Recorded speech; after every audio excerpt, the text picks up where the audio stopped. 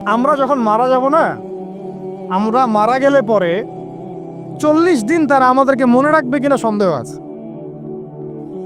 বিশ্বাস করছেন না? এই যে আমাদের অনেক আত্মীয় স্বজন মারা গেছে না, বছরে একটা বারও কি কবরস্থানে কেউ গিয়েছে? বা হয়তো যায়, মৃত্যুবার্ষিকী ওই দিন যায়, তাই না?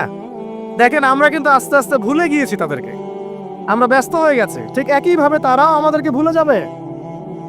এই জন্যে আমি বারবার আপনাদেরকে মনে করে একটা কথা, আমার জীবন থেকে উপলব্ধি করি একটা কথা, যে একমাত্র আল্লাহ ছাড়া এই পৃথিবীতে এবং পরকালে আমাদের আপন বলে কেউ নাই।